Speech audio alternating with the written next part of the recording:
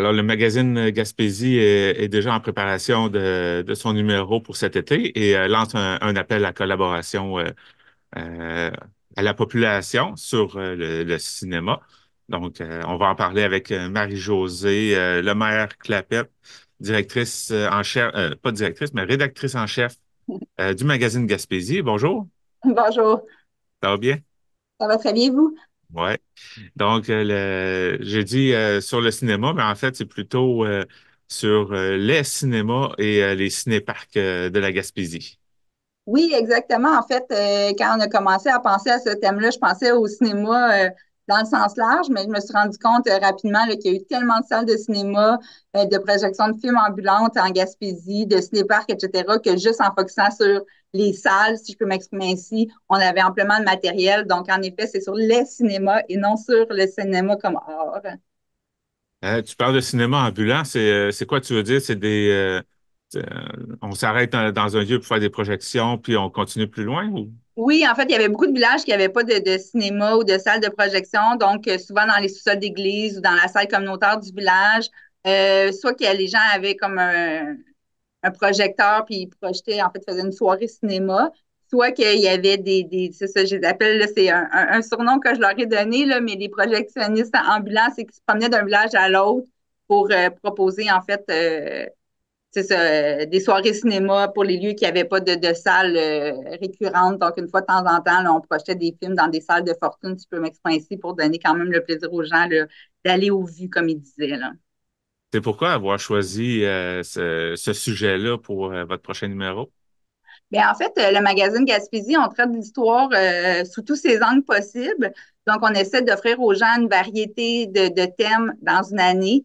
Donc, des fois, on a des trucs plus historiques, un peu plus scientifiques, où là, on voulait vraiment comme aller dans la section culture art.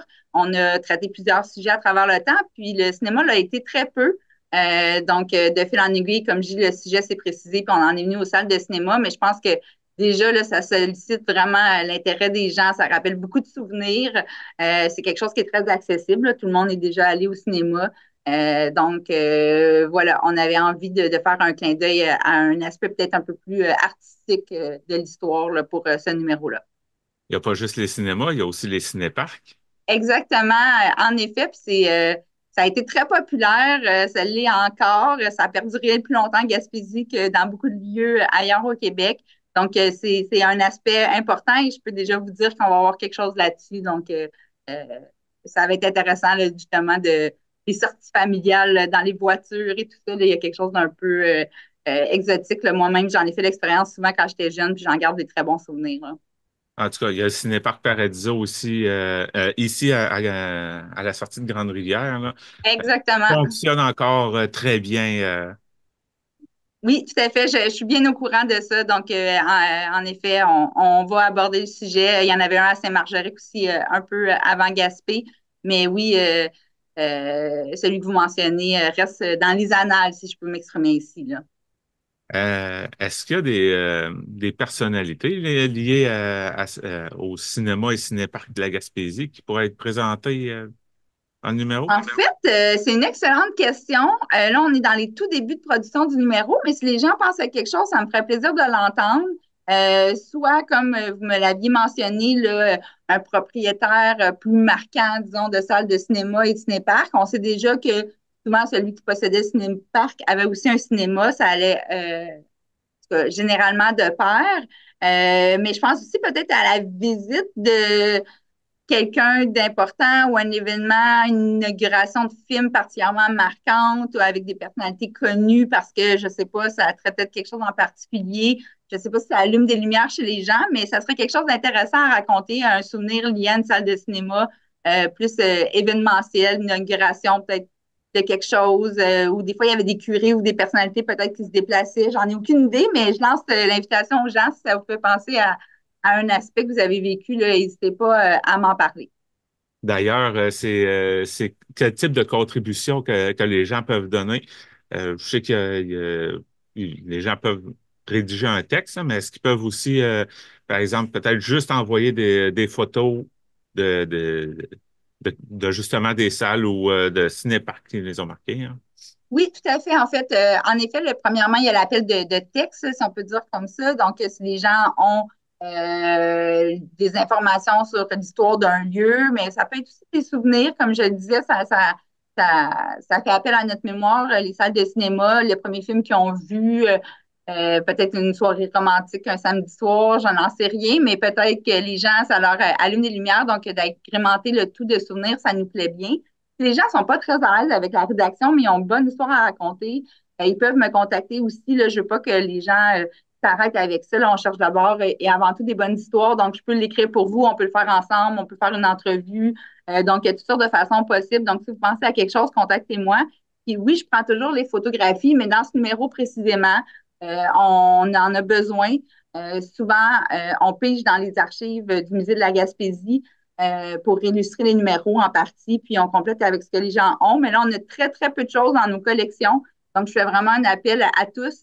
Oui, des photos des salles de cinéma à l'intérieur, ça serait génial parce qu'on n'en a pas encore. On en a à l'extérieur des bâtiments, mais dans les salles, je n'ai rien. Si les gens ont des programmes, peut-être des billets, je ne sais pas quel souvenir lié à un cinéma ou à un cinéparc, le menu de la cantine, pourquoi pas au cinéparc, ça serait génial.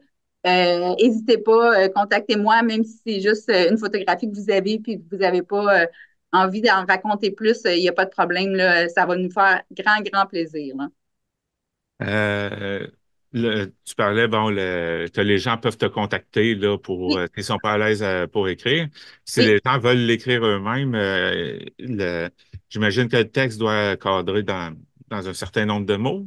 Oui, il ne faut pas s'enfarger avec le nombre de mots, mais pour donner un ordre de grandeur, j'ai souvent entre 800 et 1200 mots environ. Ça va vraiment vite là, quand on écrit. Mais enfargez-vous pas trop là-dedans. Envoyez-moi ce que vous avez, mais entre 800 et 1200 mots. Puis surtout, la date de tombée, c'est le 4 avril, donc pour avoir rédigé les textes. Mais j'invite les gens à me contacter dès maintenant s'ils ont envie de le faire avant de travailler sur le contenu. Parce que j'essaie d'éviter les doublons, les répétitions. Donc, quand je le sais, ben, je peux réserver un espace puis savoir que le sujet va être couvert. Surtout que le nombre de pages est fixe dans le magazine Gaspésie. Donc, c'est pas beaucoup de jeux. Voilà, juste s'assurer que les gens ne travaillent pas pour rien. Donc, contactez-moi en premier avec votre idée. On va se confirmer ça ensemble. Puis, date de tombée officielle le 4 avril pour les textes finaux. Et on vous rejoint comment pour soumettre ces textes-là? Et ou peut-être pour vous contacter pour faire justement ces entrevues-là, numéro de téléphone, Oui, courriel. Oui, en fait, toutes mes informations sont sur le site Internet du magazine qui est magazinegaspésie.ca. C'est peut-être plus facile à retenir. Sinon, les gens peuvent me contacter, bien sûr, par courriel à magazine@musédelagaspésie.ca ou par téléphone au Musée de la Gaspésie, donc 418-368-1534, le poste 106. Sinon, qu'est-ce qu'on va retrouver d'autre aussi dans ce numéro-là? Et en fait, ça va être principalement le dossier thématique autour des cinémas et cinéparcs. On va faire aussi un clin d'œil au festival Les Perséides à Percé parce que, bon, je pense que c'est un incontournable quand on parle de projection et de cinéma. Sinon, on a nos chroniques habituelles. Donc, à la fin, les gens commencent à être habitués. On a plusieurs textes qui ne sont pas en lien avec le thème, mais qui nous permettent d'aborder différents aspects de l'histoire de la Gaspésie, là, comme nos événements, nos gaspésiennes, nos curiosités judiciaires. Donc, on va voir ça encore comme toujours. Puis, je tiens à préciser, là, parce que je me le fais beaucoup demander ces temps-ci, le prochain numéro du printemps, donc qui va sortir avant celui de cet été, c'est La Bosse des affaires et ça va sortir à la fin mars. Donc, si les gens le veulent à la maison, ils pourront le précommander sur Internet ou il sera disponible en kiosque comme à l'habitude là, dès la fin mars. Donc, ça s'en vient. Celui-là est déjà en production. Donc, c'est pour ça qu'on fait un appel à tous pour le contenu du numéro d'été. Voilà. Euh, Question avant de terminer. Est-ce que Oui, ce genre de ben, je veux dire, sur l'histoire des cinémas, cinéparcs, est-ce que ça pourrait conduire à peut-être une petite exposition dans le musée? je ne m'avancerai pas là-dessus. Il n'y a rien de prévu à cet effet là, au moment où on se parle. En fait, il y a un comité de programmation là, qui existe au musée de la Gaspésie, puis ils ont leurs propres critères et moyens de fonctionner. C'est sûr qu'il y a beaucoup moins de production d'exposition que de numéros du magazine Gaspésie. Donc, c'est un peu différent, mais c'est pas impossible. Les bonnes idées sont toujours gardées en mémoire, puis c'est le comité là, qui regarde ça avec les gens de l'équipe du Musée de la Gaspésie, bien sûr. Là. Donc, c'est pas impossible, mais il n'y a rien de prévu au moment où on se parle. Bon, eh bien, Marie-Josée Lemaire-Clapette, rédactrice en chef du magazine Gaspésie, merci beaucoup pour cette présentation. Merci de l'invitation. Vous écoutez votre reflet d'ici. Revoyez tous nos reportages sur notre site Internet. La clinique d'optométrie Lémirion est fière de vous présenter cette programmation. Le soin de votre vue passe sous les yeux de la clinique d'optométrie Lémirion. Avec un vaste choix de montures pour le style, le confort, les marques. Clinique d'optométrie Lémirion. 689 5553.